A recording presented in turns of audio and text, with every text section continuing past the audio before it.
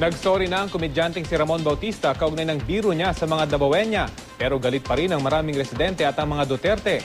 Ang konseho ng lungsod, pinag-aaralang ideklarang persona non grata o i-ban si Davao sa Davao, itong si Bautista.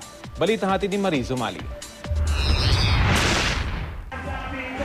Sa kabila ng malakas na buhos ng ulan, hindi nagpatinag ang mga Dabawenyo na dumalo sa pahalipay concert na handog ng LGU Davao bilang closing activity ng Kadayawan Festival. Si Mayor Rodrigo Duterte naman, labis ang pasasalamat sa lahat ng sumuporta sa matagumpay na okasyon.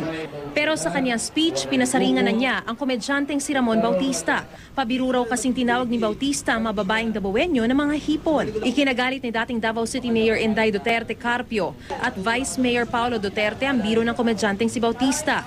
Sabi ni Mayor Duterte, hindi raw niya masisisi kung nagalit kay Bautista ang kanyang mga anak. Yung sensitivity ng tao, when you talk, lalo na mga ganon, ibang lugar, it's always a sense and sensibility.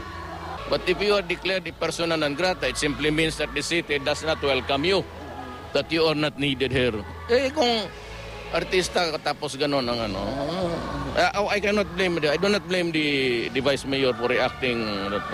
Dagdag pa ni Duterte, kung siya mismo ang nakarinig ng pambabastos at paninira sa mga babae, baka nasampal pa raw niya si Bautista. I'm trying to protect everybody here. When I protect everybody, it doesn't mean only the physical being. I protect their honor. Most especially sa mga lumad.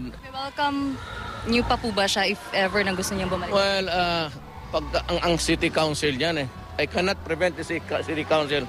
If it's just a form of a resolution, hindi ko kontrolado yan. Unless it is an ordinance where I participate to sign into law. Pinag-aaralan na raw ng City Council ang pagdedeklara kay Bautista bilang persona non grata. Sabi ng alkalde, hindi raw niya kontrolado ang konseho, pero handa naman daw siyang tulungan ang sino mang nagkakamali. Kung may mali dito o gano'n na simple na walang permit gano'n, then we try to correct. O sige, gawain mo ito. Parang gano'n. I have reached the point na hindi ako naghahabol ng mali. Hinahabol ko yung napapasubo, paano ko tulungan. Humingi na ng paumanhin si Bautista sa naging pahayag niya. Marizo Mali, GMA News.